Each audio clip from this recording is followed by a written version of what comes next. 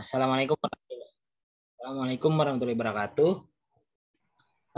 Seperti janji tadi, kita akan melakukan briefing terkait dengan apa yang teman-teman akan kerjakan di kasus praktikum yang akan kita tempuh 3 pertemuan ke depan. Ya, jadi istilahnya ini adalah panduan teman-teman bekerja atas kasus yang akan saya share setelah ini. Jadi judulnya adalah Asesmen Manajemen Keperawatan sesuai Senar 1.1. Saya sudah mengkombinasikan apa yang menjadi pelajaran manajemen keperawatan dengan apa yang terjadi di rumah sakit sesuai standar akreditasinya. Jadi kita mulai dari mengingat yang di kuliah tadi. Saya ada menjelaskan terkait dengan seorang kepala unit atau manajer unit ruangan harus mempunyai kemampuan dalam fungsi manajemennya, yaitu planning, organizing, staffing, evaluating, sampai controlling. Dalam hal apa? Dalam hal M1 sampai dengan M6. Nah, ini saatnya saya menjelaskan apa itu M1 sampai dengan M6. Apa aja detailnya, apa aja yang teman-teman harus kaji analisis, ini dia. Ya. Pertama, M1, kita biasa menyebut dengan man. Tahu bahasa Indonesianya itu ya sumber daya manusia lah. Berarti kalau kita berbicara tentang manusia yang ada di ruangan kita, nggak hanya tentang perawat, ada DPJP, ada dokter umum, ada PPA lainnya, ada pasien juga di situ. Itu yang harus kita ingat ketika berbicara M1 atau man. Nah, masuk ke sub yang pertama, bagian A, struktur organisasi. Jadi saya bacakan dulu baru dijelaskan. Struktur organisasi. Oke. Teman-teman dapat mencari struktur organisasi rumah sakit mulai dari direktur, bidang, divisi, kepala instansi, hingga kepala ruang sebagai unit terkecil. Ya. Hal ini memberikan gambaran alur koordinasi atas ke bawah ataupun sebaliknya, bawah ke atas. Oke. Kenapa penting teman-teman memahami alur koordinasi? Karena kita sebagai kepala ruang, sebagai manajer unit terkecil dari ruangan, kan mempunyai atasan. Atasan kita juga mempunyai atasan lagi. Seperti yang kuliah saya jelaskan adalah manajer unit ruangan itu adalah low manager. Kemudian ada middle manager, nanti ada top manager kembali. Nah, dari low ke middle ke top itu kan ada koordinasi. Ya sama kayak kita misalkan pejabat daerah dari camat, bupati, gubernur sampai ke presiden misalkan. Kan ada alurnya. Oke. Nah, kenapa harus memahami tentang alur? Biar sebagai kepala unit, misalkan menemukan nih, misalkan ruangan kita bocor wastafel. Kita paham koordinasinya nanti kemana. Gak mungkin kan bocor wastafel ngeluhnya atau bukan komplain, ngeluh atau mengkomunikasikannya ke bidang keperawatan. Harusnya kan komunikasi ke bidang sarana prasarana rumah sakit, misalkan ke sana kita mintanya. Jangan salah alamat. Begitu. Atau misalkan kita dalam ruangan kita mau mengadakan event tertentu, misalkan dalam pendidikan kesehatan, kita perlu brosur terhadap rangkaian penyakit apa yang mau kita sajikan. Apakah kita mintanya ke sarana prasarana? Mungkin enggak.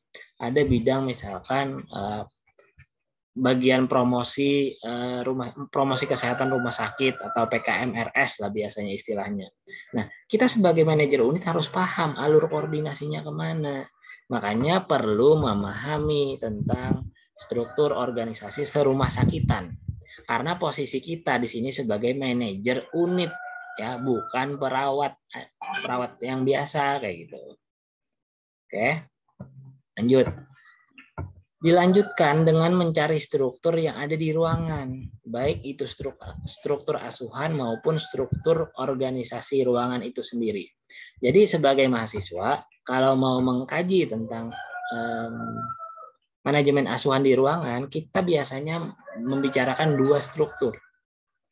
Struktur asuhan. Nah, ini kaitannya dengan metode penugasan tadi. Apakah di ruangan tersebut menggunakan metode apa? Biasanya tuh ada gambar, ada bagannya. Oke, misalkan kita ambil metode tim. Berarti satu struktur akan bilang kayak gini. Kepala ruang, ada tim A, tim B, tim C, bawahnya ada anggota tim. Itu struktur biasanya. Struktur asuhan. Tapi di sisi lain ada juga nanti struktur yang berbicara tentang organisasi ruangan sendiri. Misalkan di bawah kepala ruang ada PJ kebersihan, PJ sarana prasarana, ada PJ kelengkapan rekam medik, ada PJ edukasi pasien gitu. Ya sama kayak kita mengingat waktu SD ya. Ada PJ upacara, PJ keamanan, ada PJ apa ya? Kebersihan ruangan. Ya kayak gitulah istilahnya. Nah, PJ-PJ itu kan di luar asuhan. Kalau asuhan itu kan pilihan metode yang kita bicarakan tadi. Oke. Struktur ruangan biasanya berbeda dari struktur asuhan. Jika struktur asuhan lebih kepada teknis mengatur bagaimana perawat memberikan asuhan kepada pasien, maka struktur ruangan lebih spesifik pada tugas perawat, misalnya penanggung jawab rekam medik, penanggung jawab kebersihan, dan lain-lain. Sampai sini ada respon atau ada pertanyaan nggak dulu teman-teman? Harus paham ya tentang ini ya. Ini sampai praklinik, sampai stase manajemen juga nanti ini yang dipakai. Jadi harap diperhatikan. Ada pertanyaan? Kalau tidak ada, jawab tidak ada. Kalau ada, silakan bertanya. Biar kita efisien waktunya. Ada? Belum ada, Nurs. Belum ada. Oke, kita lanjut ya. Kemudian, mahasiswa harus memahami bahwa rumah sakit mempunyai SOTK yang mengatur mulai dari direktur sampai direktur yang ada di TKRS 2, ini bahasan SNARS, dari kepala bidang di TKRS 3 sampai kepala unit di TKRS 6. Nah, ini kaitannya yang saya bilang tadi, saya sudah mengakomodir kebijakan dari KARS untuk ada di stase kita, di mata kuliah kita. Semua hierarki tingkatan ini memiliki kewajiban dan kewenangan masing-masing yang spesifik pada pelaksanaannya. Jadi nggak tumpang tindih, ya, nggak kepala ruang itu tumpang tindih dengan urusan bidang keperawatan, kepala ruang juga terlibat dalam instalasi, nggak, harus ada masing-masing tupoksinya biasanya. Nah, dalam standar TKRS 1 mahasiswa harus cermat menganalisis terkait dengan posisi yang sekarang ditempati kabid keperawatan serta kepala ruangan atau K-unit, apakah sudah sesuai dengan prasyarat yang berlaku. Tadi kan saya di kuliah ada bilang bahwa seorang kepala ruang minimal adalah seorang nurse, atau prepare atau memilih lebih baiknya itu seorang nurse dengan pendidikan magister keperawatan, konsentrasi kepemimpinan dan manajemen keperawatan. Apakah ruangan yang teman-teman kaji nanti sudah secara syarat pendidikan klop dengan ini atau belum? Kalau sudah, oke. Kalau belum, apa kajiannya? Itu dilakukan. Oke, ini tentang struktur organisasi, teman-teman. Paham ya? Lanjut. Yang kedua, B, bagian B. Karakteristik perawat. Ya. Dapat dicari keterangan meliputi karakteristik tenaga keperawatan seperti responden penelitian, ya bahasanya karakteristik responden, usia, pendidikan terakhir, lama bekerja, status kepegawaian, jabatan di ruangan, jabatan tambahan di luar ruangan, pelatihan yang pernah diikuti, serta level jenjang karir terakhir kaitannya dengan kewenangan klinis, urusannya komite keperawatan seperti yang ditugaskan. Nah, dapat disajikan berupa tabel yang menerangkan semua karakteristik yang diperlukan tersebut. Jadi ada tabel. Nomor 1, nama perawat A. usia berapa, pendidikan terakhirnya apa, lama bekerjanya berapa tahun dan berapa bulan misalnya. Status kepegawaiannya apa, sampai ke samping. Jadi berbentuk tabel. Dapat disajikan pula distribusi frekuensi ketenagaan berdasarkan tingkat pendidikan dan jenjang karir yang akan dibandingkan dengan peraturan perumahsakitan. Misalkan, secara pendidikan terakhir, berapa persen yang sudah nurse, berapa persen yang masih vokasional atau D3. Itu bisa dipresentasikan, difrekuensikan. Menggunakan apa? Menggunakan diagram pie, boleh. Lalu enggak cukup sampai diagram pie aja, harus dibandingkan dengan peraturan perumahsakitan. Misalkan kondisi ruangan kita hanya 30% nurse-nya. Artinya simpelnya 70% diploma 3. Bagaimana dengan aturan perumahsakitannya? Sudah idealkah itu? Kalau belum, apa bahasannya? Kalau sudah, apa alasannya? Dibandingkan juga dengan hospital bylaw, nursing staff bylaw yang ada. Hal ini dikarenakan berbagai level klasifikasi rumah sakit akan memiliki proporsi tenaga, dalam hal ini tenaga keperawatan, berdasarkan tingkat pendidikan dan jenjang karir yang berbeda pula. Jadi ada aturannya, teman-teman. Oke, dari angka yang tadi, nggak cukup hanya sampai diagram pie, ya saya bilang. Harus dibahas. Sampai sini ada yang ditanyakan? Tidak ada. Oke. Tenaga non keperawatan. Non keperawatan artinya staf-staf yang bantu di ruangan. Tenaga administrasi, kebersihan, dan lain-lain. Mahasiswa harus menganalisis apakah pelaksanaan pelayanan di ruangan telah optimal dengan keberadaan mereka sebagai tenaga penunjang di ruangan atau belum. Ini kalau misalkan kita praktek stase langsung di ruangan akan melakukan observasi juga gimana efisiensi kerja mereka, apakah tenaga kebersihan ini juga dapat menjamin ruangan kita itu selalu terlihat bersih atau tidak, adakah evaluasinya, begitu. Itu tenaga non keperawatan. Nah, sekarang lanjut bagian D adalah tenaga PPA. Saya sudah sebutkan ya PPA sejak tadi. Dapat dicari keterangan berupa dokter umum, spesialisnya, apoteker klinisnya, nutrisionis, fisioterapis, dan lainnya.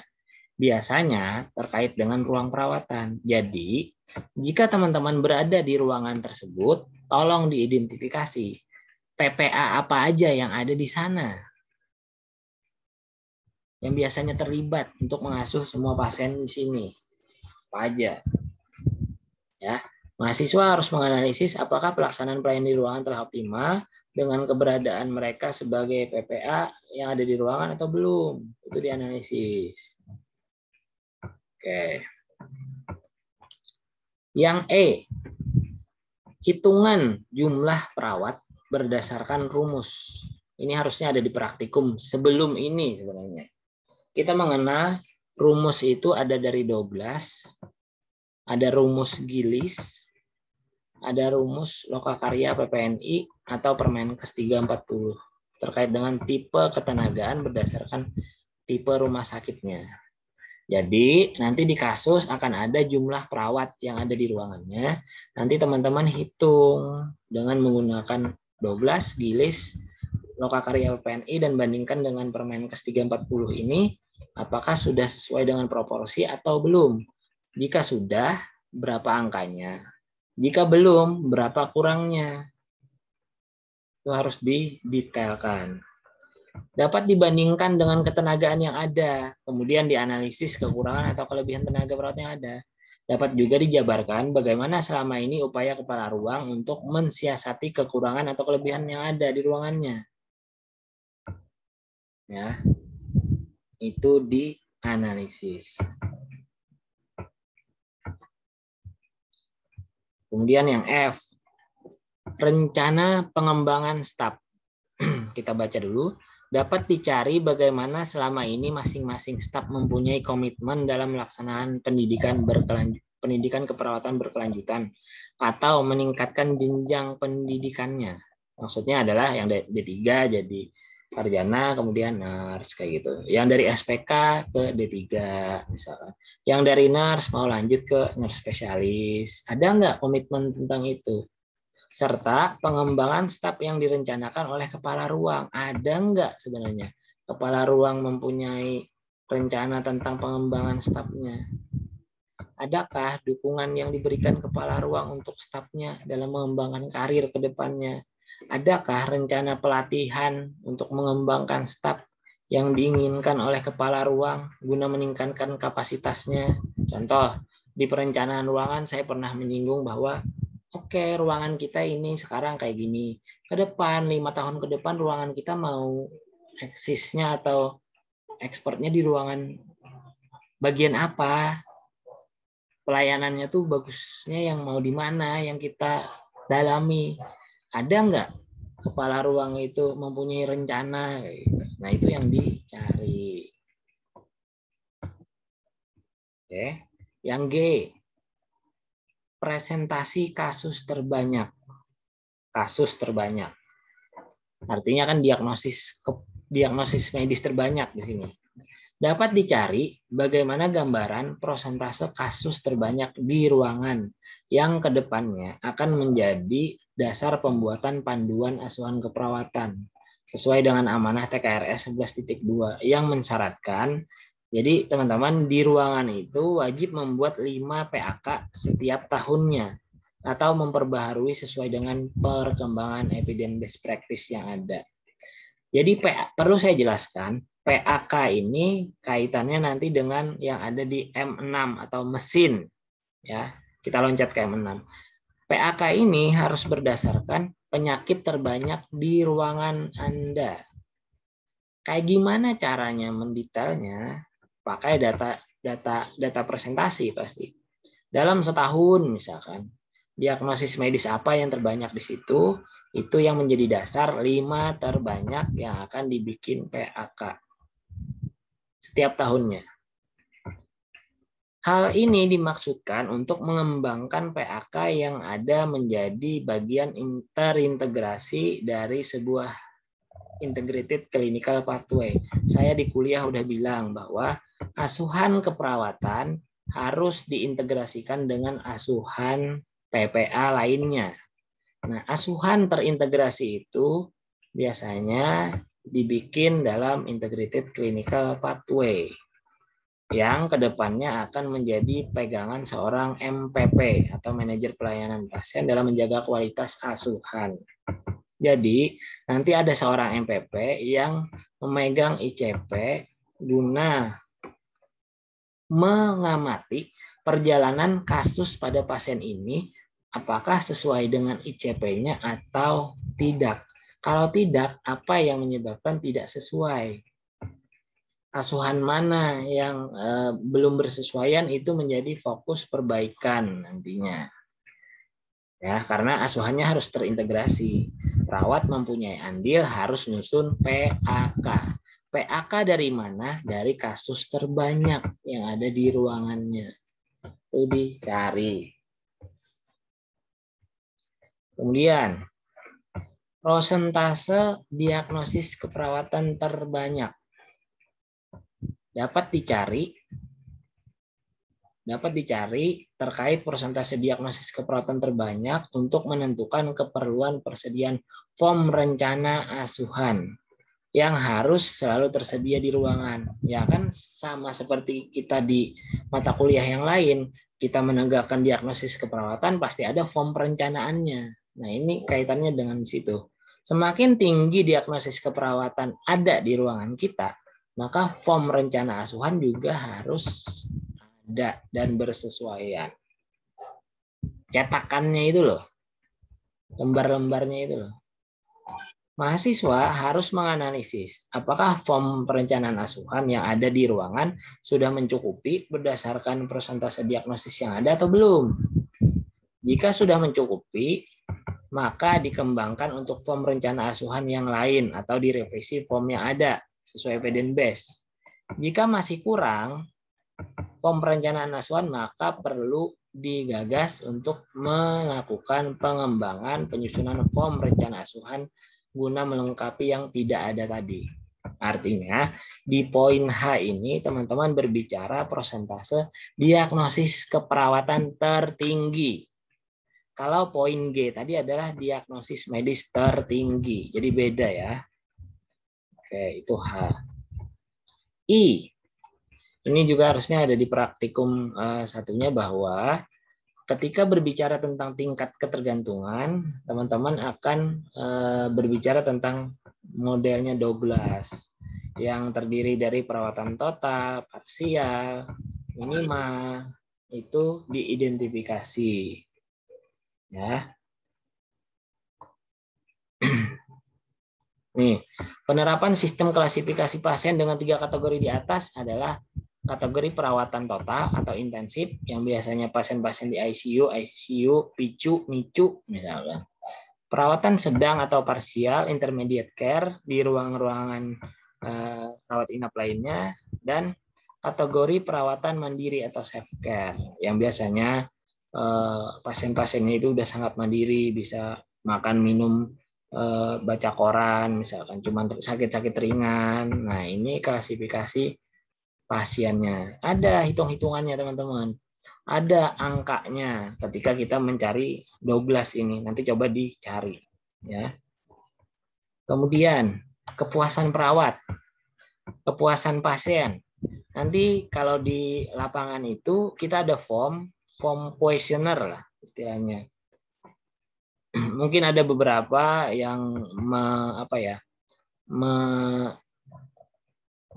pernah melihat misalkan kepuasan pasien ini ada formnya, kepuasan perawat juga ada formnya. Kepuasan pasien misalkan pakai kuesionernya dari JICA atau JICA-nya CARS, bisa yang dari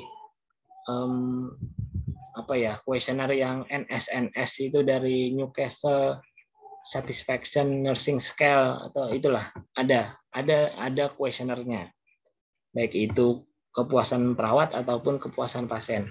Mainnya nanti adalah main prosentase. Berapa perawat yang puas, berapa perawat yang belum puas.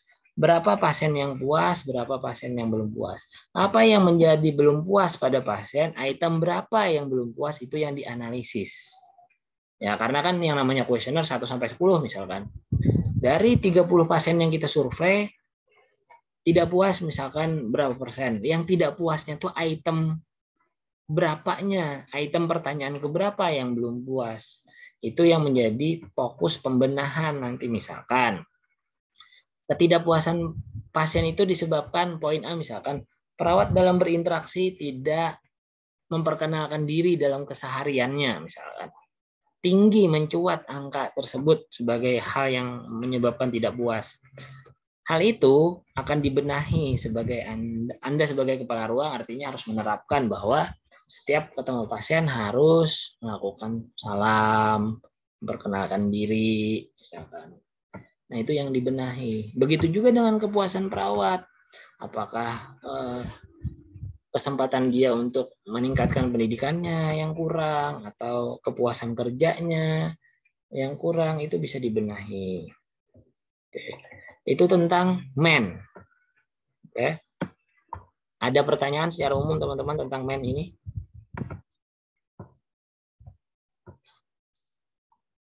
Tidak ada? Oke, kalau tidak ada saya lanjut ke material atau sarana dan prasarana. Jadi M yang kedua adalah material. Biasanya fokusnya ada 2, lokasi dan denah ruangan serta fasilitas. Oke. Lokasi dan denah ruangan kita baca di sini dapat digambarkan mengenai denah ruangan yang ada di lingkungan rumah sakit serta gambaran dari kamar-kamar perawatan serta ruang penunjang lainnya di ruangan. Jadi kalau mahasiswa nurse biasanya kami minta untuk menggambar denah.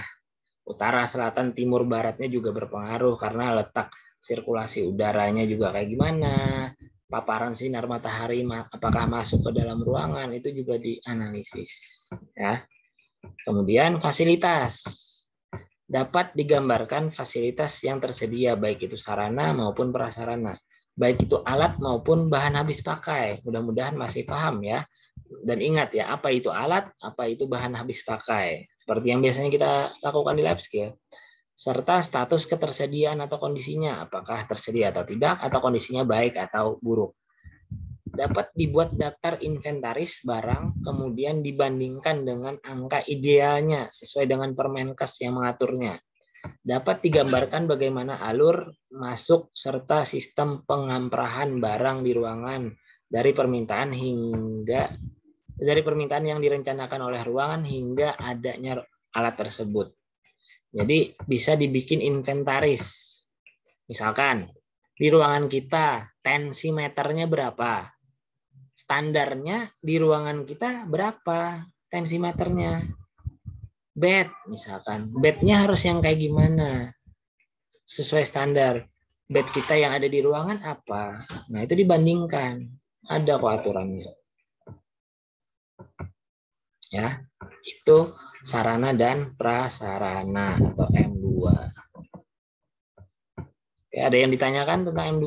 Lebih sedikit ya ketimbang M1 tadi. Lanjut. Metode M3, metode. Asesmen penerapan model pemberian asuhan keperawatan. Nah, ini mirip dengan kuliah tadi. Dapat diamati model asuhan yang diberlakukan di ruangan. Apakah sudah menerapkan tanggung jawab perawat PPJA atau belum? Adakah surat keputusan yang menyatakan ruangan tersebut menerapkan model tersebut? Atau masih metode tim? Atau moduler? Itu dicari tahu. Kenapa masih tim? Kenapa masih moduler? Pernah baca ada sejak 1 Januari 2020 harus menerapkan yang ini? Nah, dibahas. Apakah seluruh perawat memahami tentang model yang diterapkan di ruangan? Jangan-jangan belum. Apakah ada sosialisasi sebelumnya atau belum? Apakah masih terdapat beberapa kendala dalam penerapan model asuhannya? Apa saja usaha yang sudah dilakukan kepala ruang dalam hal ini untuk menguatkan model yang dijalankan di ruangan? Ini digali. Oke. Kemudian, asesmen terhadap penerimaan pasien baru. Dapat digambarkan bagaimana alur penerimaan pasien yang masuk ke ruangan. Apakah sudah sesuai dengan SPO yang dikeluarkan rumah sakit? Apakah sudah mempunyai petunjuk teknis dalam pelaksanaannya? Apa saja yang dilakukan perawat, serta perawat mana yang bertugas untuk menerima pasien? Ini teknis pasien masuk ke ruangan kita ya. Lalu apa aja yang digawi itu ada di penerimaan pasien baru. Oke, itu yang kedua. Yang ketiga tentang timbang terima. Dapat digambarkan tentang pelaksanaan timbang terima yang dilakukan antar shift, pagi, siang, malam. Apakah sudah sesuai dengan SPO? Apakah sudah mempunyai petunjuk teknis? Apakah sudah melakukan timbang terima sesuai dengan alur? Nurse station, bed pasien, nurse station. Untuk pelaksanaan pre-conference-nya bagaimana? Itu dicari tahu. Supervisi. Dapat digambarkan bagaimana pelaksanaan supervisi keperawatan di ruangan. Apakah sudah mengikuti SPO yang dikerjakan? Apakah sudah mempunyai petunjuk teknis? Apakah supervisi keperawatan dilakukan oleh kepala ruang, ketua tim, atau mengikuti amanah level jenjang karir, di mana level jenjang karir yang lebih tinggi akan mensupervisi level jenjang karir di bawahnya. Kaitannya dengan komite keperawatan, teman-teman, tentang level jenjang karir ini. Tentang asesmen supervisi. Asesmen ronde keperawatan. Oke, atau ronde multidisiplin bahasanya di sini. Saya tambahkan. Multidisiplin. Dapat digambarkan bagaimana pelaksanaan ronde keperawatan selama ini. Apakah sesuai dengan amanah SNARS? Apakah ada SPO-nya? Apakah ada petunjuk teknisnya? Kemudian apakah dilaksanakan melibatkan multidisiplin? Atau PPA? Multidisiplin ilmu atau PPA? Bagaimana pelaksanaannya selama ini? Apakah ronde itu hanya dilaksanakan ketika ada mahasiswa saja? Atau ruangan secara mandiri bisa melakukan ronde? Itu dicari tahu. Kemudian assessment integrated discharge planning. Bagaimana gambaran pelaksanaan discharge planning selama ini? Apakah mempunyai kriteria regulasi tertentu? Bagaimana kendalanya selama ini? Apakah mempunyai media untuk sarana edukasi pasien dalam proses IDP? Itu juga dicari tahu. Yang terakhir adalah tentang asesmen kompetensi SP2KP, yaitu diskusi refleksi kasus. Apakah sudah mempunyai SPO untuk melakukannya? Adakah petunjuk teknis? Mengingat pentingnya DRK di era akreditasi, apakah mempunyai jadwal? Atau nunggu mahasiswa ada praktek baru ada DRK? Apakah ada orang yang bertanggung jawab untuk pelaksanaan DRK? Itu dicari tahu. Itu tentang metode. Jadi metode ini ada 7 ya teman-teman. Dari model yang dipakai, penerimaan pasien baru, timbang terima, supervisi, ronde multidisiplin atau ronde keperawatan, discharge planning, dan DRK. Ada 7. Yaitu yang M3, M4, saya jelaskan di sini. M4 tentang pembiayaan tarif. Nah, teman-teman juga harus memahami ya tentang tarif atau jasa pelayanan kesehatan atau keperawatan di ruangan itu gimana. Aturannya menyadur kemana. Kalau rumah sakit umum daerah biasanya menyadurnya ke Perbub atau peraturan bupati atau perwalkot atau peraturan wali kota biasanya. Itu dicari tahu. Dapat meminta data atau menyesuaikan dengan peraturan rumah sakit. Terus misalkan kaitannya dengan jenis pembiayaan nih. Ya. Berapa persen nanti yang dibiayai berdasarkan BPJS? Berapa persen yang dibiayai tentang jam kesprop, jam kesmas, jam kesda, jam sostek, jam persel atau pihak ketiga, misalkan asuransi, apalah kita banyak tahu ya asuransi swasta. Berapa persen pasien yang selama 1 bulan atau 1 tahun misalkan di ruangan kita pembiayaannya dari mana? Itu juga harus dicari tahu. Kemudian sumber pembiayaan. Sumber pembiayaan ruangan kita dapat dari mana? Dari APBD kah? Dari biaya lainnya kah? Atau dari mana? Itu dicari tahu. Itu tentang money, ya, pembiayaan.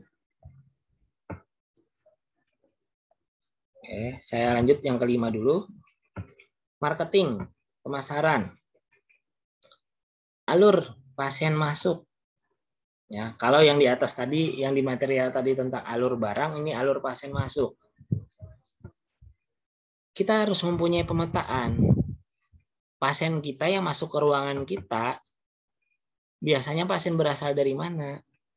Rujukan rumah sakit lain? Masuk dari IGD kah?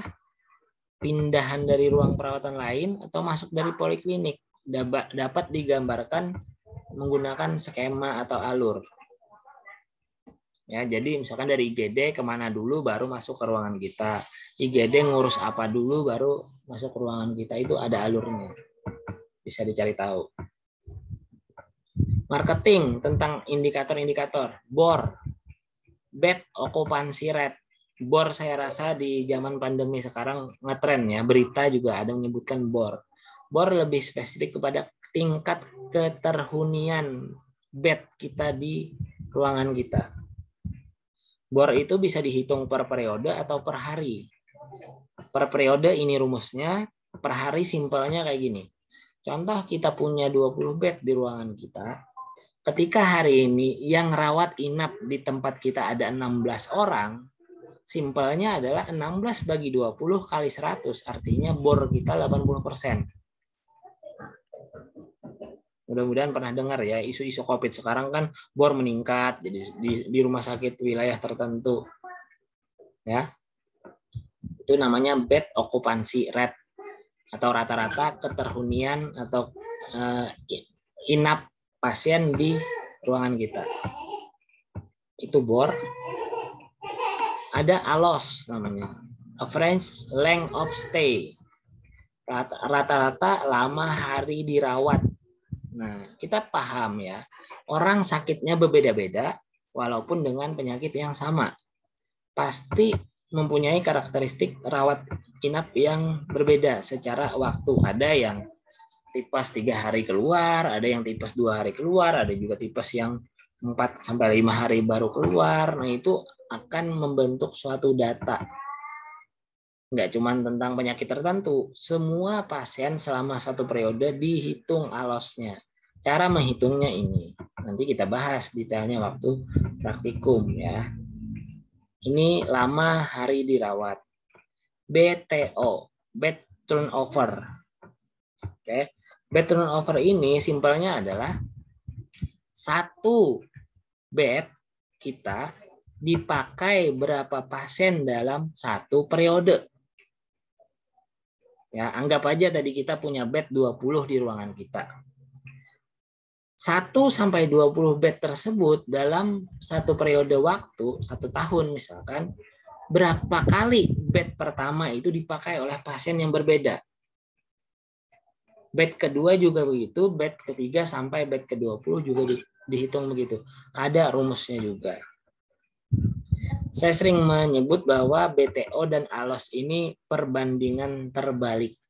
Karena jika ALOS semakin kecil atau pasien itu dirawat enggak tapi enggak lama-lama, maka BTO-nya akan meningkat. Artinya bed kita laku kalau bicara hukum dagang. Karena yang nginep singkat-singkat, otomatis bed kita laku keras. Singkatnya kayak gitu. Tapi kalau ALOS, pasien kita lama, sebulan pasien kita nginep di bed yang nomor 1. Artinya BTO kita dalam periode waktu tertentu akan kecil, nggak laku bed kita. Itulah, makanya perbandingan terbalik.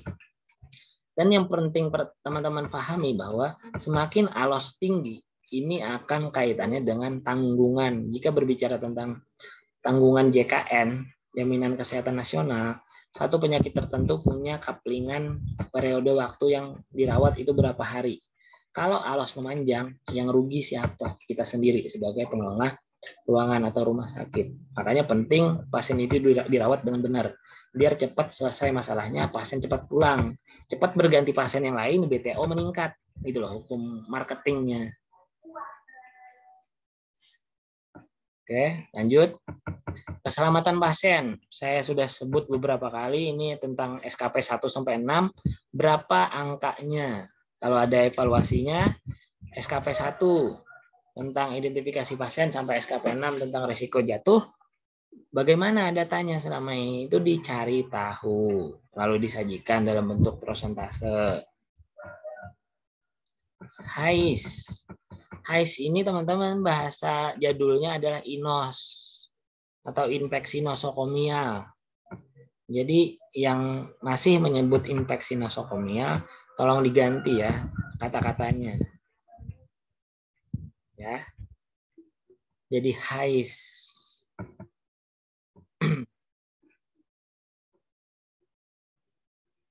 Dapat digambarkan terkait dengan angka HAIS di ruangan, dapat berkoordinasi dengan komite PPI. Ada kemarin mahasiswa saya yang datang ke PPI yang diceramahin PPI. Kemudian dapat juga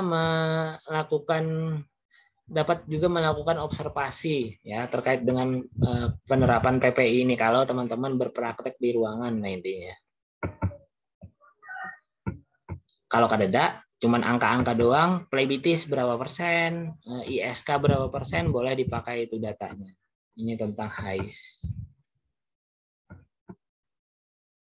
HAIS ini kalau kada salah kepanjangannya itu Healthcare Associate Infection.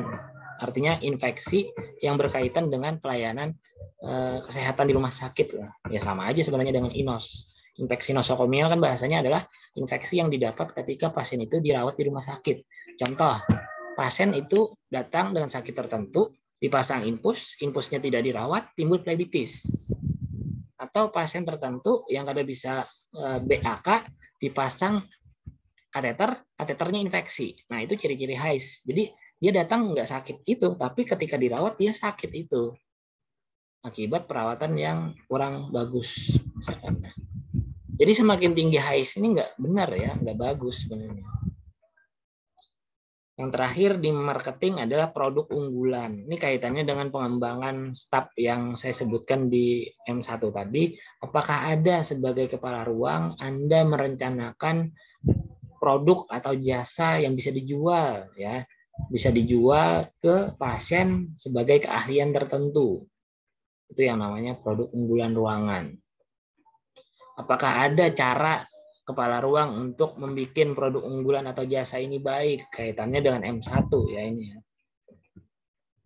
Nah, yang terakhir adalah mesin, yaitu M6. Sebentar. Oke, di mesin kita punya SPO dan PAK.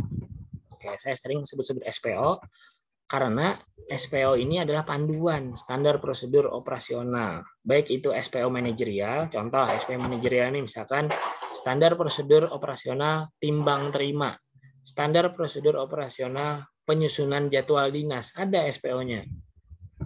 Kalau SPO klinik ini misalkan SPO pemasangan NGT, SPO pemasangan infus, SPO pemasangan kateter misalkan. Jadi harus dibedakan ya, yang mana manajerial, yang mana klinik. Mudah-mudahan bisa. Oke, apakah SPO ini mempunyai aksesibilitas yang baik hingga perawat dapat mengaksesnya dengan baik? Contoh, kali aja SPO itu berbentuk buku, adanya di lemari, tercetak dengan rapi, tersimpan dengan rapi. Kan salah kaprah. SPO kan harusnya dibaca, bukan dipajang. Nah, itu yang harus dikritisi. Dapat diambil 3 SPO yang sering digunakan, kemudian dilihat kepatuhannya. Ini jika berpraktek di ruangan, disajikan dalam bentuk persentase. Misalkan, SPO memasang infus di 3 atau 4 tindakan diamati bagian mana yang sering kelupaan misalkan atau ketertinggal. Nah, itu yang dianalisis. Ya. Dan yang terakhir, benar-benar terakhir ini di M6 adalah PAK, panduan asuhan keperawatan. Kaitannya kalau ada yang masih ingat dengan jumlah persentase diagnosis medis terbanyak. Karena PAK, panduan asuhan keperawatan, ini berdasarkan diagnosis medis yang ada. Ada berapa sudah PAK yang ada di ruangan kita? Oke. Kapan dibuatnya? Apakah pernah direvisi? Apakah melibatkan komite keperawatan dalam pembuatannya? Itu yang dicari tahu. Bagaimana tindak lanjutnya PAK terkait dengan ICP tadi? Bagaimana peran MPP menggunakan PAK ini? Ini dicari tahu. Baik. Ini tadi teman-teman tentang kisi-kisi asesmen manajemen keperawatan yang biasanya kami pakai untuk praktikum pendadaran teman-teman di sini, dan kami akan menyiapkan ketika teman-teman menjalani stase manajemen ini juga kita pakai. Jika di stase KMB punya format Gordon, manajemen ini yang dikajinya karena mengkaji ruangan. Gitu. Ada yang ditanyakan, ada yang didiskusikan tentang asesmen ini, teman-teman?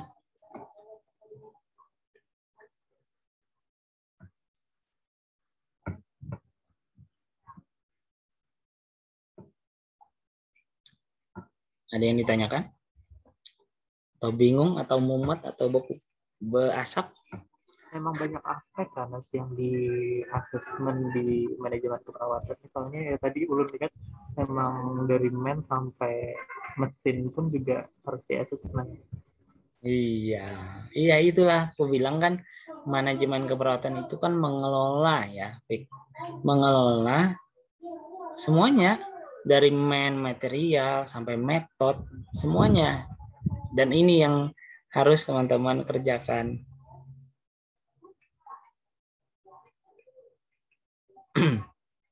Ini bisa dipakai misalkan ya kita misalkan diserahi satu ruang perawatan, kamu bisa melihat kondisi ruanganmu dengan menggunakan tool ini. Bagaimana kondisi ruangan kita selama ini di sudut pandang 6M.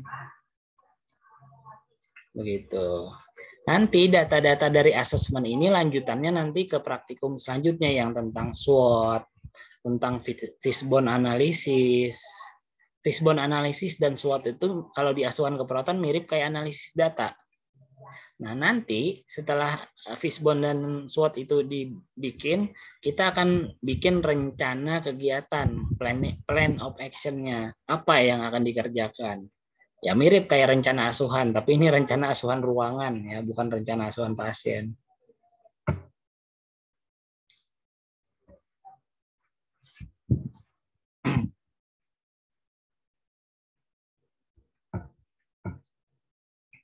Ngeri ya. Mungkin bertahap nanti asesmennya. Iya, enggak apa, makanya kan aku hari ini memflorkan dulu ke 6M-nya. Nanti kan aku share kasus ke teman-teman mahasiswa. Teman-teman mahasiswa baca kasusnya dan baca petunjuk yang harus dicari di sini, lalu temukan ada yang udah jalan, ada yang belum. Itu yang akan kita diskusikan di praktikum nanti. Begitu secara teknisnya. Oke?